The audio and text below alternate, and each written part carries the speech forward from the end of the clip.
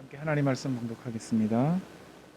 마가복음 1장 13절 말씀, 신약성경 마가복음 1장 13절 말씀입니다. 우리 하나님 말씀을 경외하는 마음을 가지고 다 같이 일어서셔서 우리 봉독하겠습니다. 광야에서 40일을 계시면서 사탄에게 시험을 받으시며 들짐승과 함께 계시니 천사들이 수종 들더라. 아멘. 자리에 앉아주시기 바랍니다. 기도하겠습니다. 하나님 감사합니다. 주님 역사하여 주시옵소서. 성령이여 이 시간에 우리 가운데 말씀하여 주시옵소서. 우리 가정과 우리 자녀들을 위하여서 이 시간 축복하며 기도합니다. 하나님 건강한 가정이 세워지게 하시고 우리 자녀들이 영적인 분별력을 가질 수 있도록 하나님 인도하여 주시옵소서. 부족한 종 하나님의 말씀을 들고섭니다. 성령이여 각 사람 마음 가운데 이 말씀이 적용되고 깨달아지게 하여 주시기를 간절히 소원합니다. 감사하며 예수님의 이름으로 기도합니다. 아멘. 지난주에 우리 예수님께서 침례 요한에게 침례를 받으시고 사역을 공식적으로 시작하셨죠. 하나님의 나라의 사역을 시작했습니다. 때로는 교회에서 우리가 사용하는 단어들이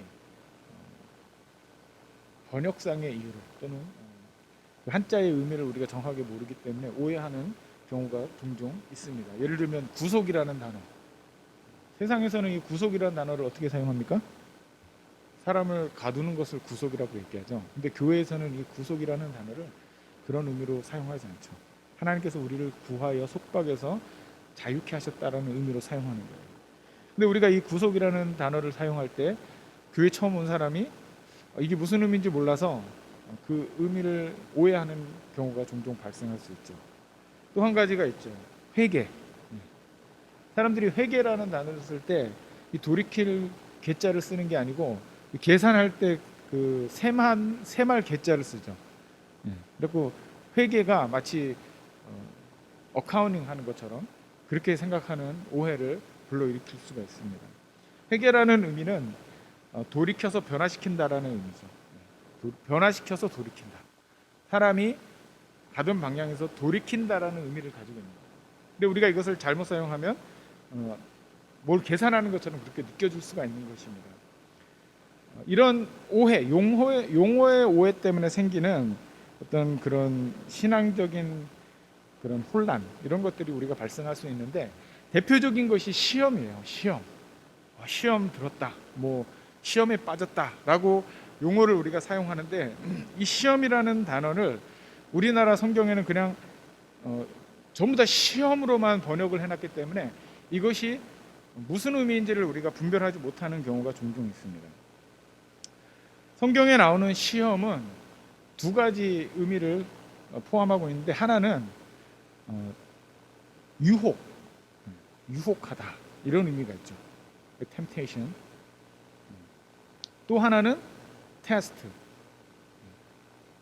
시험하다. 이게 이제 두 가지 의미를 가지고 있어요. 근데 우리가 이것을 혼용해서 쓰다 보니까 그냥 시험하다 그러면은 유혹인지 테스트인지 구분이 안 되는 경우가 있습니다. 보통 우리가 말하는 테스트, 하나님이 우리를 시험하시는 것, 어떤 의미를 가지고 있습니까? 하나님이 우리를 종종 시험하시죠. 우리의 믿음을 시험하시고 우리의 믿음을 점검해 보시는데 그것은 우리가 가지고 있는 믿음을 한 단계 업그레이드 하기 위해서 하나님께서 우리에게 주시는 어떤 시련이나 고난을 통해서 또는 어떤 도전, 예를 들어서 아브라함에게 하나님이 이삭을 요구하신 것처럼, 그렇죠? 이 아브라함에게는 그것이 엄청난 갈등이고 고난이었어요. 왜냐하면 자기의 사랑하는 독자를 바쳐야 했기 때문에. 그것은 하나님이 아브라함의 믿음을 시험해 보시는 거죠. 테스트하는 것이죠. 근데 또 다른 이 시험이라는 의미가 뭐가 있냐면 유혹이라는 의미가 있습니다. 유혹은 뭡니까? 우리의 믿음이 올곧게 가야 되는데 그 올곧게 가는 방향을 자꾸 주변에서 유혹하는 거예요. 사탄이 우리를 유혹하는 것입니다. 그러니까 시험의 주체는 하나님이시고 유혹의 주체는 사탄이 되는 것이죠. 그러니까 이것을 우리가 혼돈하면 안 됩니다. 하나님이 주시는 우리가 이 테스트를 잘 이기면 우리의 믿음이 한 단계 업그레이드 되지만 사탄이 우리를 유혹할 때 우리가 여기에 빠져버리면 우리의 신앙이 순식간에 무너져 버리는 거예요. 자, 오늘 예수님께서는 광야로 이끌려 가셨어요. 성령께서 이 예수님을 광야로 이끌어 가셨습니다. 광야가 어떤 곳입니까? 먹을 것도 없고 마실 물도 없는, 사람이 살 수 없는 그런 곳이 광야죠. 광야에서는 사람이 생존하기 위해서는 오직 하나님의 은혜를 구해야 돼요.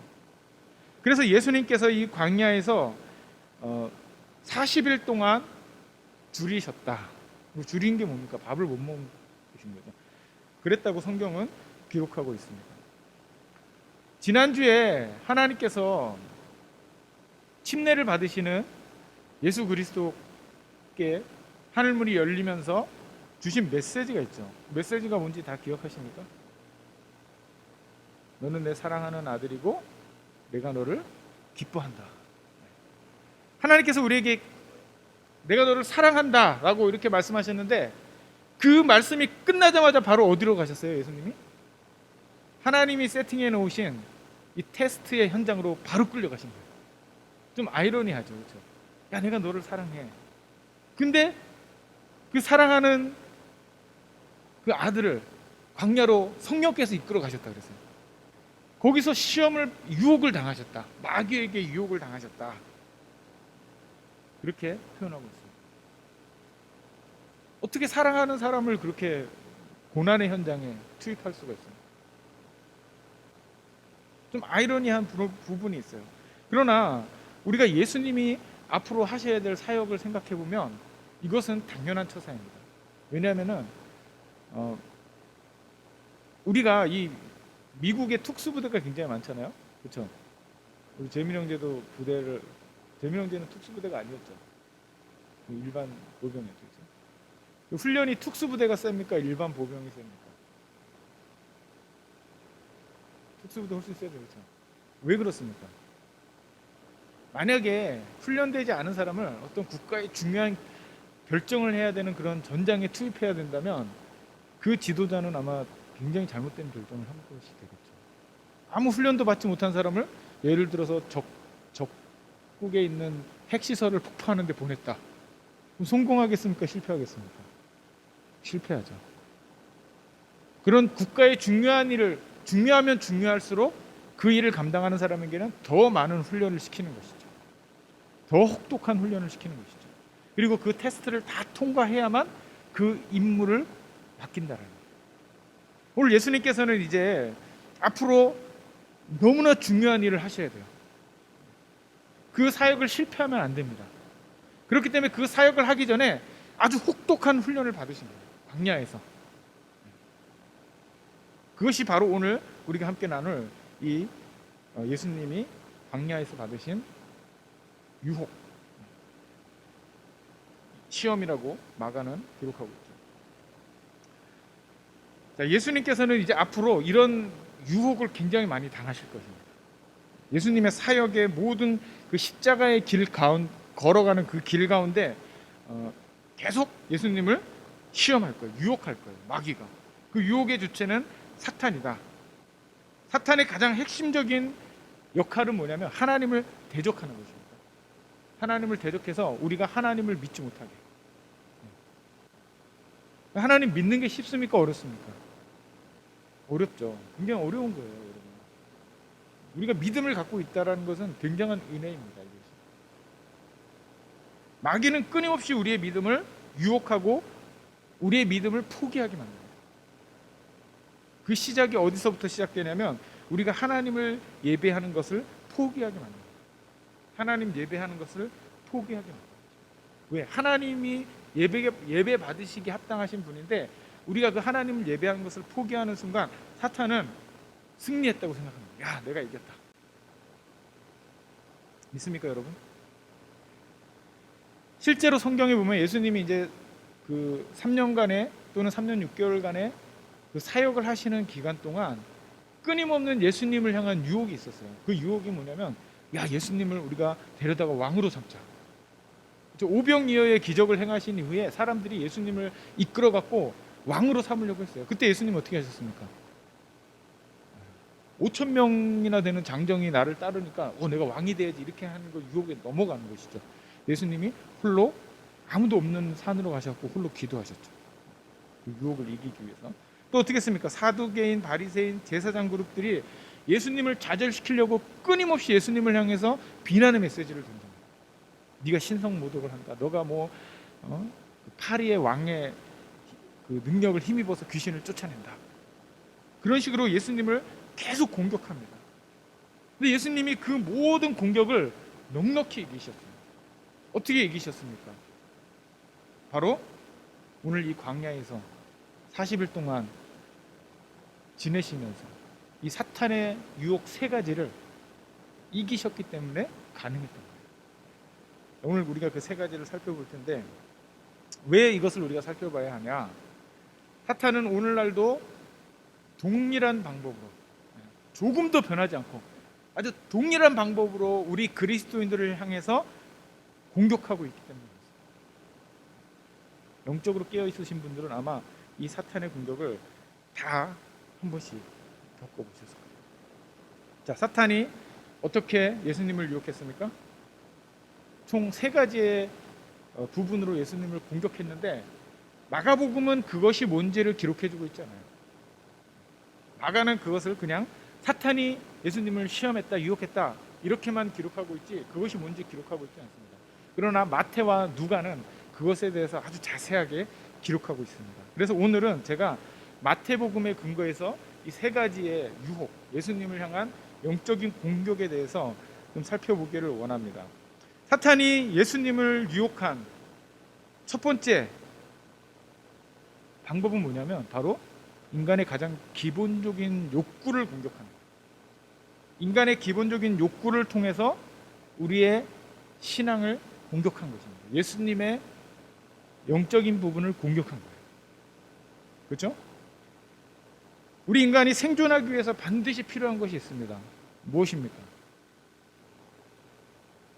우리 인간이 생존하기 위해서 반드시 필요한 것이 있는데 그것이 뭐냐면 욕구예요. 욕구. 살려고 하는 욕구. 그렇죠? 살려고 하는 욕구를 잃어버리면 어떻게 됩니까? 그 사람은 죽어요. 살지 않습니다. 종종 우리가 암에서 막 기적적으로 살아난 사람들을 보면 뭐라고 얘기합니까? 의사가 내가 잘 치료도 했지만 저 사람이 살려고 하는 욕구가 굉장히 강했어. 그래서 저 사람이 살 수 있었어요.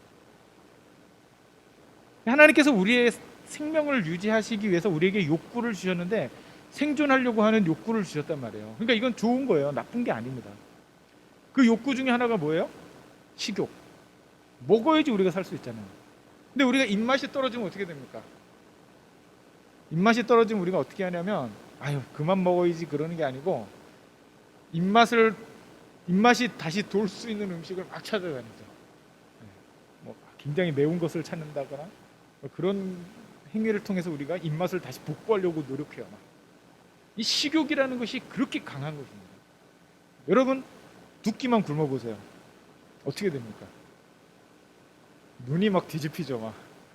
예전에 금식을 하는데 제가 처음 이제 하나님 은혜를 받고 금식을 했어요. 금식을 하면 막 거룩하고 막 하나님 은혜 가운데 충만하게 거할 것 같았는데 금식을 한 끼를 굶고 두 끼를 굶고 세 끼를 굶는데 기도할 때 보면 자꾸 통닭이 왔다 갔다 하는 거예요. 기도를 하는데 하나님이 느껴지는 게 아니고 자꾸 통닭이 왔다 갔다 하고 내가 먹고 싶은 게 막 왔다 갔다 하는 거예요. 그때 제가 딱 느꼈습니다. 이게 우리의 인간의 식욕이 굉장히 강한 것이구나. 굶으면 굶을수록 그게 더 심해집니다.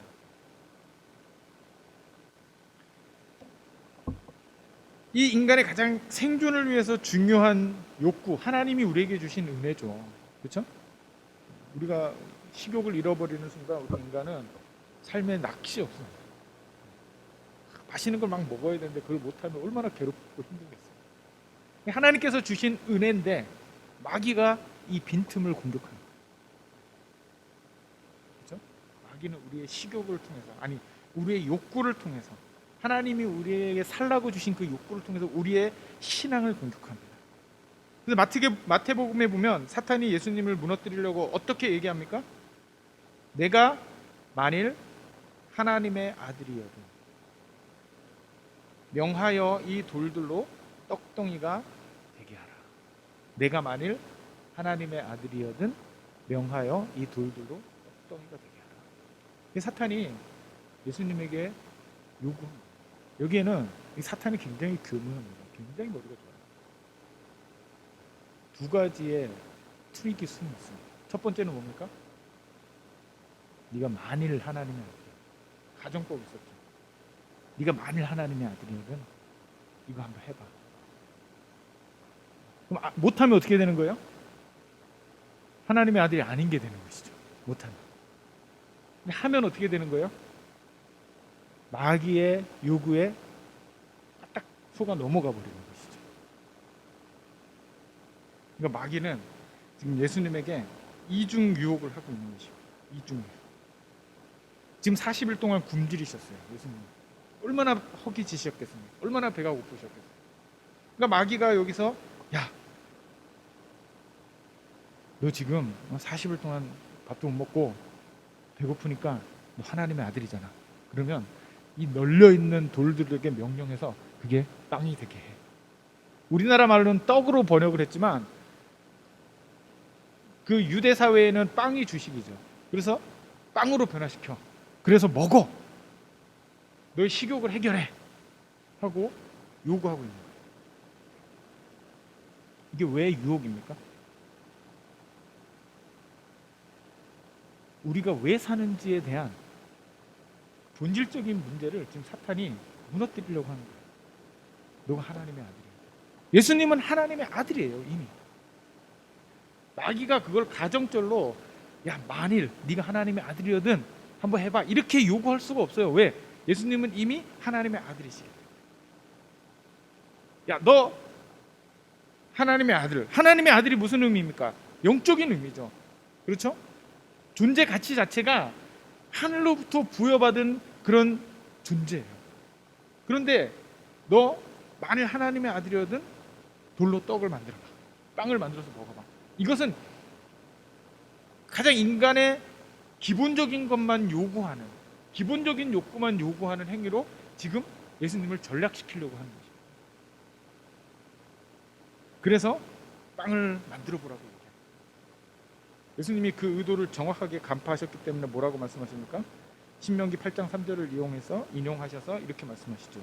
사람이 떡으로만 살 것이 아니요 하나님의 입으로부터 나오는 모든 말씀으로 살 것입니다.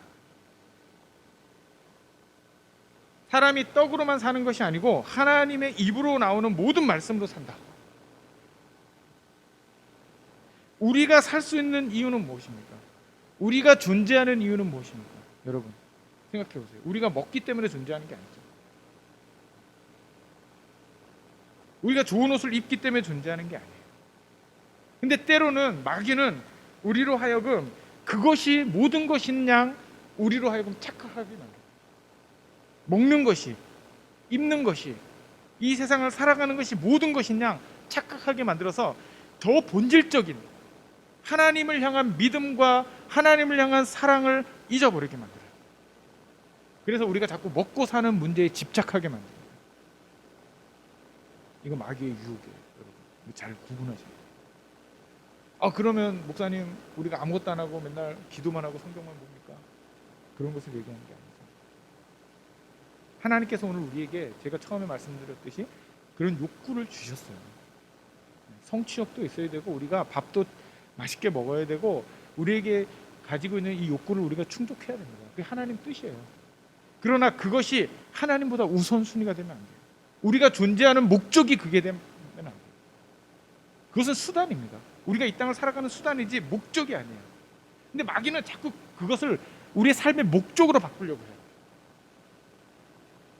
우리가 마치 그것을 위해서 사는 것처럼. 우리는 영적인 존재입니다. 영적인 존재예요. 그렇기 때문에 마귀는 어떻게 해서든지 우리를 이 세상의 가치를 갖고 있는 그런 땅의 존재로 우리를 떨어뜨리려고 해요. 우리의 가치를 하락시키려고 해요. 예수님에게 요구한 게 바로 그거였어요. 그렇기 때문에 예수님께서 이 마귀에게 뭐라고 하십니까? 떡으로만 살 것이 아니라 하나님의 말씀으로 살 것이다. 아멘이십니까? 하나님의 말씀으로 살 것이다. 우리의 존재 가치는 하나님의 말씀으로부터 나오는 것입니다. 돈이 아니에요. 빵이 아니에요. 하나님의 말씀입니다. 여러분 그것을 잊지 않으시기를 부탁드립니다. 두 번째 사탄의 유혹은 이것입니다. 내가 만일 하나님의 아들이여든 뛰어내리라. 마귀가 예수님을 높은 성전 벽에 올려 세운 다음에 높은 곳에 올려 세우고 거기서 뛰어내리라고 지금 요구하고 있는 거예요. 근데 그냥 뛰어내리라고 한 게 아니고 시편 91편 11절과 12절을 인용해서 이렇게 포장합니다. 그가 너를 위하여 그의 사자들을 명하시리니 그들이 손으로 너를 받들어 발이 돌에 부딪히지 않게 하리로다.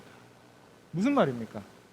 야, 네가 만약 하나님의 아들이면 저 높은 곳에 올라가서 뛰어내려. 그러면 일반 사람 같으면 다 떨어져 죽겠지만 너는 하나님의 아들이기 때문에 하나님이 기적적인 능력으로 사자를 보내서 천사를 보내서 그 발을 붙들어 줄 거야. 안 죽어. 한번 뛰어내려봐. 이 얘기를 하고 있는 것이죠. 자, 무엇을 어떤 부분을 유혹하는 것입니까? 첫 번째는 인간의 기본적인 욕구를 공격했다면 이번에는 우리의 신앙, 영적인 능력에 대한 공격을 하는 거예요. 영적인 능력에 대해서. 이 높은 성전에서 믿음이 있으면 한번 뛰어내려 봐라. 여러분 믿음이 있습니까? 믿습니다, 하나님. 됩니다, 하나님. 이게 믿음인 것 같잖아요, 그렇죠? 하나님, 여기에 이 성전이 꽉꽉 찰 걸 믿습니다. 사람이 많아질 걸 믿습니다. 하나님, 이 지금 죽어가고 있는 사람을 기도하면 치료될 거라고 믿습니다. 하나님, 지금 굉장히 심각한 문제가 있는데 이거 기도하면 해결될 거라고 믿습니다. 이게 믿음입니까, 여러분? 기적이 일어날 것을 믿습니다. 제가 중학교 때 학생회장을 했어요, 교회에서. 제가 학생회장을 했다 그러니까 자꾸 학교에서 한 줄 알고 사람들이 오해를 하더라고요. 교회에서 했습니다. 학교에서는 한 반장도 못 해봤어요. 교회에서 학생회장을 하는데 원래는 고등학교 2학년이에요. 근데 제가 고등학교 1학년이 됐는데 중학교 3학년 때 이제 그 회장이 됐는데 교회 누나들이 저를 몰표를 준 거예요. 전부 다 회장을 하기 싫어하니까 저한테 몰표를 줬습니다. 그래서 제가 아무것도 모르는데 회장을 맡았어요. 그래갖고 이제 학생회에서 뭐 예전에 문학의 밤도 하고 많이 했습니다. 그걸 계획하고 이제 프랭카드를 막 달고 있는데 비가 오는 거예요.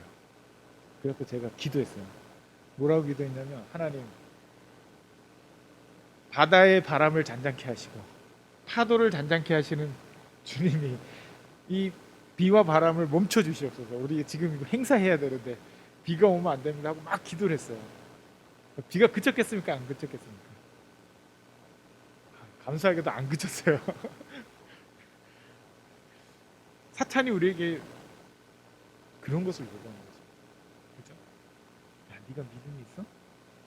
한번 해봐. 이렇게 하나님이 네 기도를 듣고 응답해 주실 거야. 바람이 멈추게 하실 거야. 비가 멈추게 하실 거야. 여러분, 그것이 믿음입니다.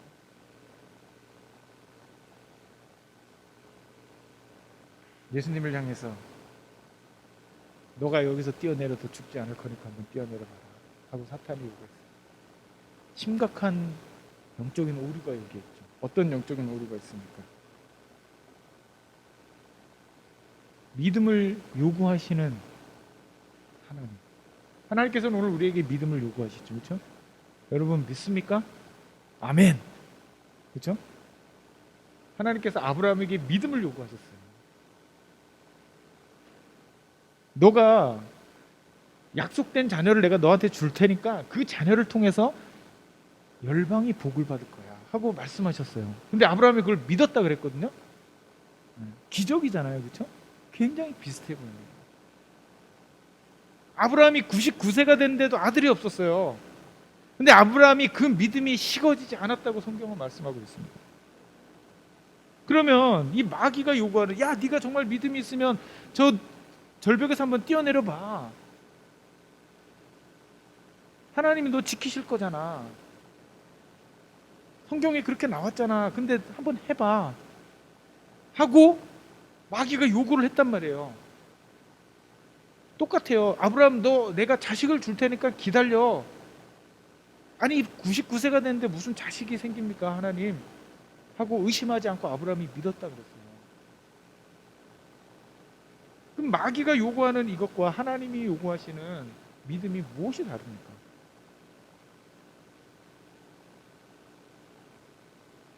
믿음을 요구하는 주체가 다른 것이죠.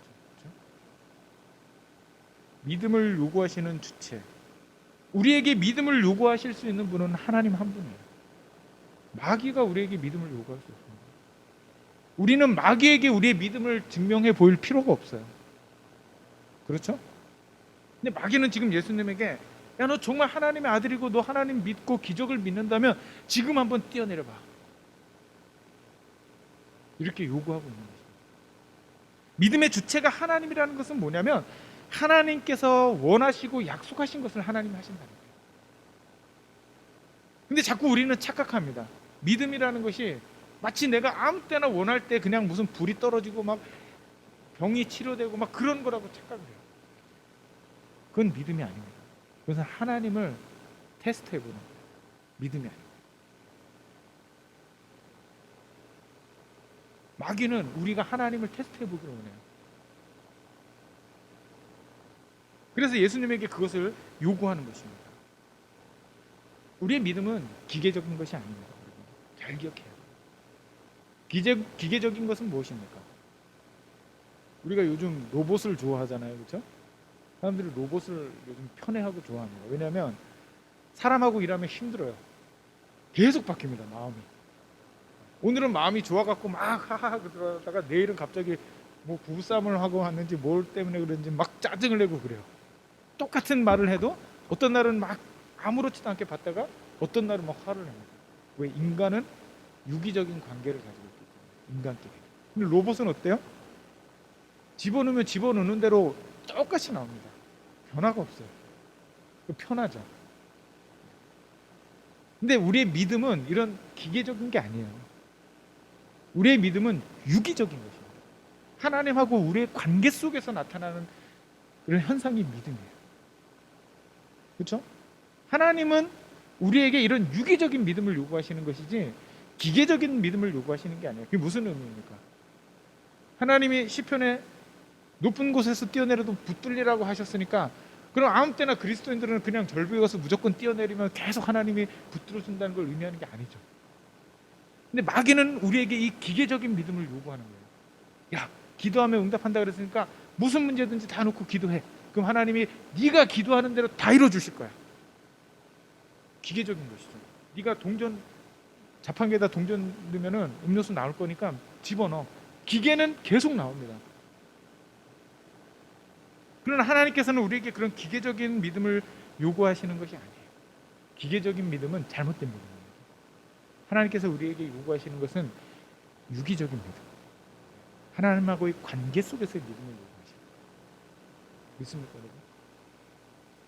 그렇기 때문에 우리는 하나님이 우리하고의 그 관계 속에서 우리에게 주시는 메시지를 듣는 거에 초점을 맞춰야지 어떤 기적이 일어나는 것 자체에 초점을 맞추면 안 된다는 것입니다. 저는 목사이기 때문에 이런 유혹을 많이 당해요. 막 죽어가는 사람이 있습니다. 그 사람을 위해서 기도해달라고 사람들이 요구를 해요. 그럼 제 마음속에 어떤 마음이 듭니까? 저 사람을 기도해서 저 사람이 살아나야 되는데, 죽음이 멈춰야 되는데. 근데 제가 기도한다고 죽음이 멈춰집니까? 그렇지 않죠. 어떤 분은 살아날 때도 있어요. 저는 그것을 부인하는 게 아니에요. 하나님의 능력을 부인하는 게 아니에요. 우리가 가지고 있는 믿음은 하나님의 주권에 순종하는 것에서 발생되는 것이지 우리의 주권을 인정하는 것에서 발생되는 게 아니라는 거예요. 기계적으로 기도한다고 모든 것이 문제가 해결되고 모든 죽어가는 사람이 살아나고 그럼 이 세상에 죽는 사람이 없어야 돼요. 저희 아버지가 지난주에 심장 혈관이 막혀서 병원에 가셨어요. 시술을 해야 되는데 뭐 핏줄이 3개가 지나간대요. 근데 그 중에 2개는 이미 시술을 했고 하나가 가운데 있는 게 막혔는데, 시술을 하다 보면 잘못하면 그게 건들면 그 수술 도중에 마비가 올 수 있다는 거예요. 심장 마비. 그래서 위험하다. 그래서 걱정을 했죠, 저는. 그런데 저희 아버지랑 통화를 했습니다. 뭐라 그러시냐면, 그럼 죽으면 죽어야지 뭘 그런 것 때문에 걱정 안 한다 나는. 죽으면 천국 가서 좋다 그러시는 거예요. 뭐 살아도 좋고 죽어도 좋다. 저희 아버지가 평생 살면서 엄청난 치유를 많이 경험하셨어요. 기도에서. 근데 이번에도 기도해서 나야 되잖아요. 그 심장을 붙들고 기도하면 나야 되잖아요. 그런데 그렇게 생각하지 않으십니다. 이 뭐냐? 치료의 주권은 하나님께 있는 것이다. 우리가 기도는 할 수 있어요. 여러분, 마귀는 우리의 믿음을 꺾기 위해서 우리가 하나님을 시험해 보도록 합니다. 하나님을 시험해 보도록 해요. 하나님 능력 있으면 한번 이거 해보세요. 잘못된 믿음이죠. 마귀의 유혹을 잘 판단하는 저와 여러분 되기를 원합니다. 3번째 유혹은 바로 예배에 대한 유혹입니다. 예배에 대한 유혹. 마귀가 지극히 높은 산으로 예수님을 데리고 가서 그곳에서 이 천하 만국의 영광을 다 보여줬어요. 얼마나 영화로운지 이 세상이. 그렇지 않습니까, 여러분? 우리 시애틀 다운타운의 밤의 야경을 보세요. 얼마나 멋진지 몰라요. 높은 빌딩을 보세요. 그 위에 올라가 보세요. 인간의 능력이 정말 무한합니다. 대단합니다. 그 휘황찬란한 영광을 딱 보여주면서 예수님에게 뭐라고 말했냐? 마귀가 뭐라고 얘기했겠습니까? 내가 만일 내게 엎드려 경배하면, 무슨 의미입니까? 예배하면 모든 것을 내게 주리라. 여러분 어떻게 하시겠습니까? 사람들이 넘어가기 가장 좋은 유혹이죠. 그렇죠? 절 한 번만 하면 모든 것을 가질 수 있다. 이게 왜 무서운 유혹이냐? 여러분, 이 세상은 가깝고 예배는 멉니다. 이 세상은 가깝고 예배는 멀리 있어요. 예배의 대상을 바꾸는 것은 무척 쉽지만 이 세상에서 무엇을 얻는 것은 굉장히 어렵습니다. 그렇죠? 여러분 밖에 나가서 일하면서 느끼잖아요. 돈 버는 게 이렇게 힘들어. 그렇죠? 얼마나 힘듭니까? 뭘 얻는 게 굉장히 힘들어요. 이 세상에서 학위를 얻는 게 너무 힘듭니다. 그래서 우리 졸업할 때 뭐 합니까? 막 꽃다발도 주고 축하도 하고 막 모자도 집어 던지고. 왜 그럽니까? 이 힘든 걸 해갖고 어렵게 학위를 땄기 때문이에요. 예배는 너무, 그 예배의 대상을 바꾸는 건 너무 쉽죠. 왜? 노력이 필요하지 않기 때문에. 그러나 무엇을 얻는 것은 굉장히 어렵죠. 사람들은 쉬운 것을 좋아하겠습니까? 어려운 것을 좋아하겠습니까? 쉬운 것을 포기하겠습니까? 어려운 것을 포기하겠습니까? 잘 생각해 보세요. 지금 예수님에게 이 마귀가 요구한 것은 뭐냐면, 눈에 보이는 것을 너희가 얻기 위하여서 눈에 보이지 않는 예배의 대상을 바꾸라는 거예요.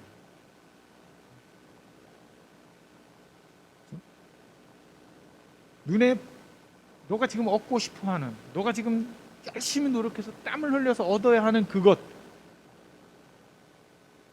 그냥 예배의 대상만 안 보이니까 살짝 바꾸면 내가 다 줄게. 너무 쉬운 것이죠. 만약에 저에게 이런 유혹이 찾아온다면 어떻게 하겠습니까? 제가 어떻게 하겠어요? 굉장히 어려운 문제, 갈등이 생깁니다. 마음속에. 왜 그렇습니까? 예배하지 않는다고 해서 당장 문제가 생기지 않잖아요. 그렇죠? 하나님께 예배하지 않는다 그래갖고 우리에게 문제가 생기는 거 없습니다.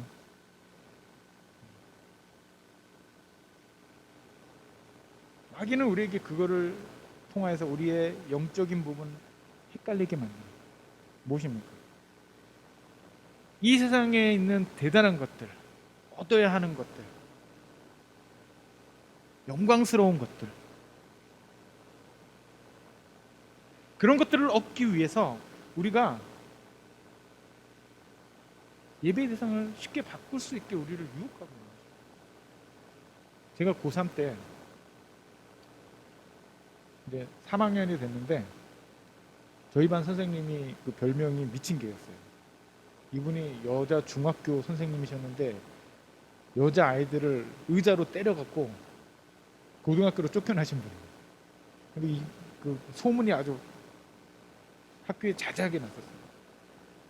근데 이제 3학년 초에 자율학습을 하잖아요, 한국은. 이 선생님이 토요일하고 주일날도 나와서 자율학습을 하라는 거예요. 저는 예배를 해야 되는데, 신앙을 가진 사람인데 그렇게 할 수 없잖아요. 그래서 안 했습니다. 그 다음날 선생님이 월요일날 아침에 자율학습을 빠진 사람들 다 일어나라 그러더라고요. 보니까 저만 빠진 게 아니에요. 한 10명 정도 빠졌어요. 저는 예배하기 위해서 빠진 거고 다른 친구들은 다 뭐 놀러 가려고 빠진 거죠. 선생님이 딱 말씀하시는 거예요. 자, 지금 앞으로 다 나와서 나한테 맞으면 너희 자율학습 할 수 있게 해줄게. 근데 안 맞으면 그 자리에 앉아. 대학 원서는 못 써. 그러더라고요. 제가 어떻게 했겠습니까? 그러니까 안 줬어요, 그냥 저는. 나머지 아이들은 좀 더 나가서 맞았습니다. 나중에 선생님이 저를 부르더라고요. 대학 원서 쓸 생각 하지 마라. 그래서 알겠다 그랬어요, 선생님한테. 알겠습니다. 근데 참 놀라운 것은 제가 원서를 제일 먼저 썼습니다, 우리 반에서. 네, 선생님은 아마 그걸 기억 못할 거예요. 제가 원서를 제일 먼저 썼어요. 고3 내내 성적이 올라간 사람은 저밖에 없었어요. 뭐 그 전에 워낙 못해서 올라간 것도 있겠지만 제가 수능 1세대잖아요. 수능 시험이 어떻게 나올지 아무도 몰랐습니다. 완전 혼란이었어요. 근데 놀라운 것은 제가 학력고사 했으면 아마 대학을 못 갔을 겁니다. 저는 암기를 전혀 못하기 때문에.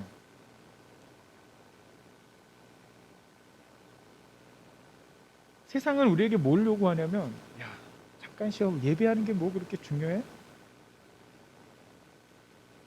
고3 때 잠깐 공부 열심히 하고 좋은 대학 간 다음에 예배하면 되지. 그렇게 얘기해요. 우리. 똑같잖아요. 마귀가 우리에게 요구하는 거랑 똑같잖아요. 그렇죠? 마귀가 예수님께 요구한 게 뭡니까? 야, 나한테 한 번만 절해. 그럼 이 세상에 있는 모든 것을 줄게. 한 번만 절해.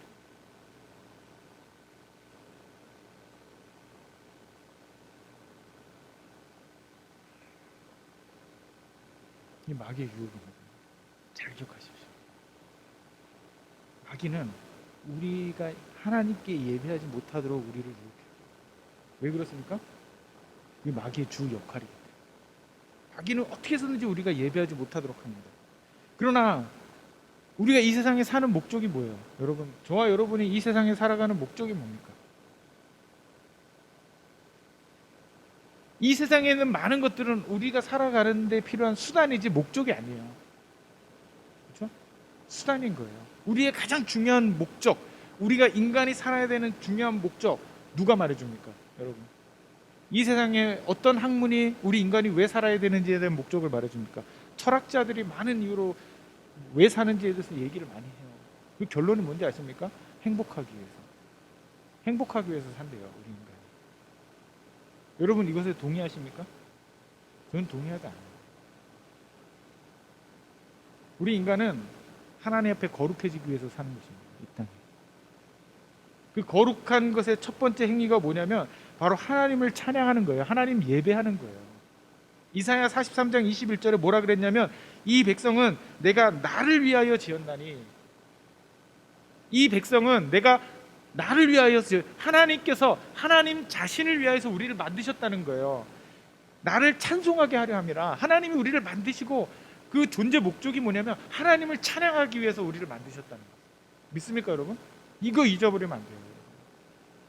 마귀가 자꾸 우리가 이것을 잊도록 만들어요. 그리고 누구를 찬양하게 만듭니까? 나 자신을 찬양하게 만듭니다. 누구를 찬양하게 만듭니까? 나 자신의 업적을 찬양하게 만들어요. 여러분, 아닙니다. 우리가 이 세상에 살아가는 가장 중요한 목적은 하나님을 예배하는 거예요.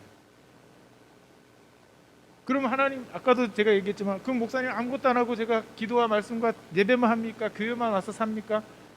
그건 예배를 오해한 것이죠. 예배의 중요한 목적이 뭡니까? 예배의 의미가 뭡니까? 예배는 하나님을 찬양하는, 하나님을 찬양하는. 그렇죠? 어떻게 하나님 찬양할 수 있습니까?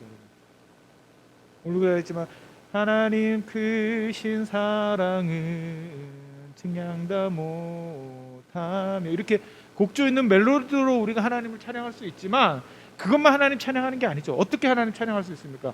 하나님께서 우리에게 주신 달란트를 가지고 우리가 하나님을 찬양하는 거예요.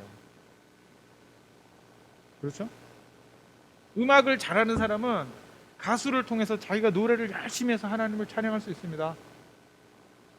야, 내가 이렇게 잘났어 하는 순간 그거는 자기를 찬양하는 게 되는 것이죠. 그러나 그 음악을 통해서 이 재능을 주신 하나님을 높이는 거예요. 예술가들은 조각을 통해서, 그림을 통해서 하나님의 위대하심을 찬양할 수가 있습니다. 자신이 가지고 있는 직업을 통해서 하나님을 찬양할 수 있어요. 그게 예배예요, 여러분. 근데 그 대상이 지금 마귀가 되면 그것은 마귀를 예배하는 것입니다. 그러나 그 대상이 하나님이 되면 그것은 하나님을 예배하는 것입니다. 믿습니까, 여러분? 여러분은 지금 누구를 예배하고 있습니까? 여러분들은 지금 누구를 예배하고 있습니까? 저는 아무에게도 예배하고 있지 않는데요. 아닙니다.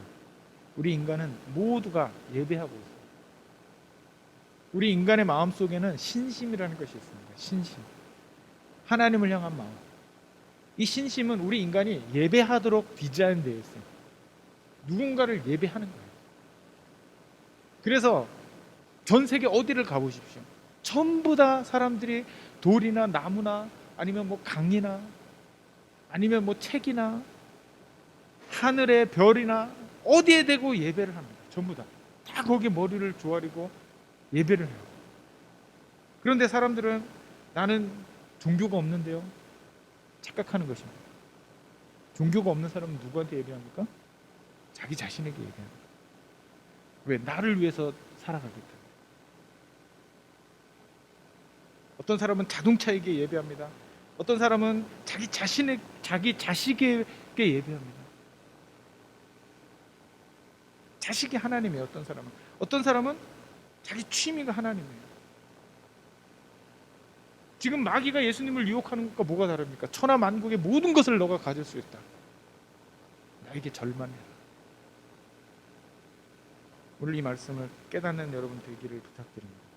마귀는 우리에게 어떻게 유혹하냐? 하나님을 예배하지 말고 나를 예배해라. 여기서 나는 마귀를 예배해라. 사탄을 예배해라. 영적인 눈을 열어서 여러분들의 영적인 상태를 확인하십시오. 나는 누구에게 예배하고 있는가? 예수님께서 어떻게 이 유혹을 물리치셨습니까? 사탄아 물러가라. 다른 때는 이렇게 말씀 안 하셨어요. 근데 이 예배에 대해서만 예수님께서 분명하게 말씀하셨습니다.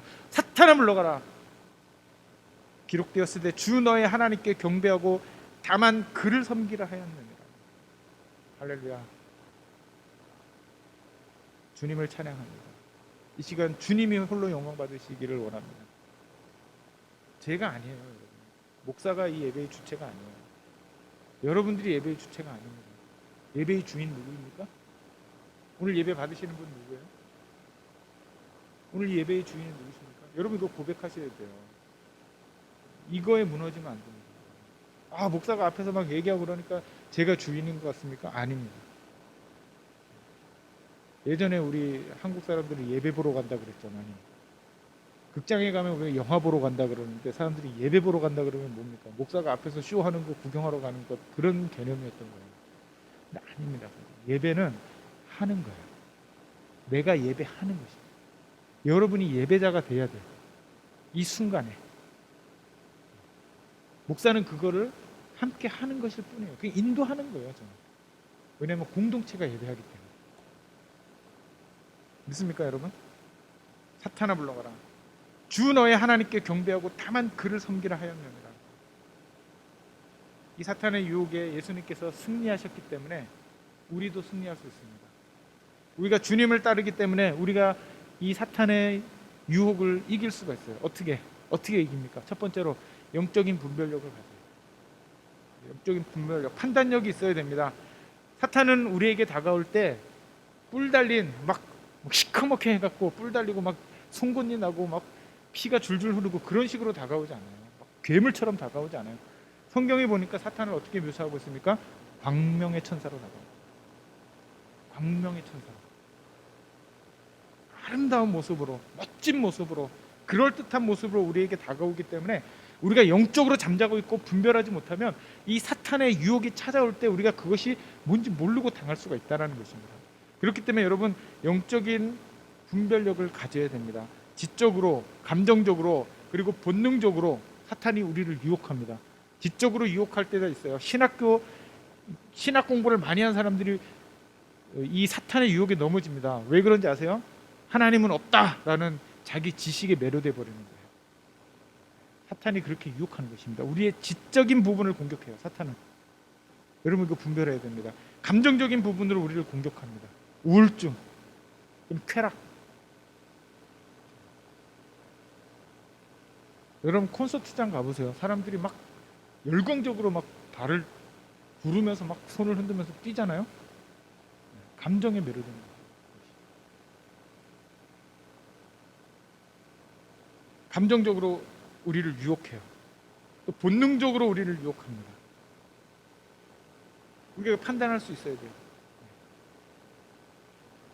분별력, 영적인 분별력을 가져야 됩니다.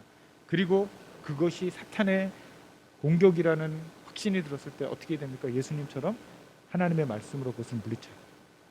마귀가 떠나가라, 사탄아 물러가라 하고 우리 입으로 선포해야 됩니다. 선언해야 됩니다. 그럴 때 우리가 이 영적인 싸움에서 마귀의 유혹에서 승리할 줄로 믿습니다. 예수님이 승리하셨기 때문에 우리도 승리합니다.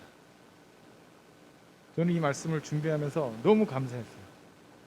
예수님이 만약에 말씀으로 이것을 승리하지 못하셨다면, 이것을 기록해 주지 않으셨다면 어떻게 내가 이것을 알고 영적인 싸움에서 승리할 수 있었겠는가? 이 말씀을 연구하다 보니까 그걸 알겠더라고요. 이 주님이 이렇게 승리하셨구나.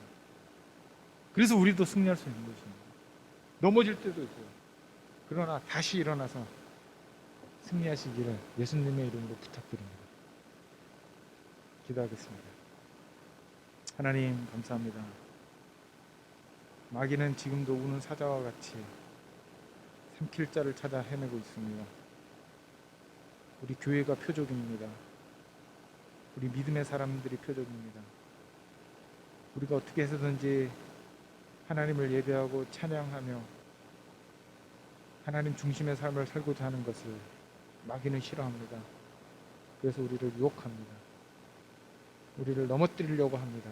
주여 담대함을 주시옵소서. 분별력을 주시옵소서. 이기게 하여 주시옵소서. 예수님의 이름으로 기도합니다. 아멘.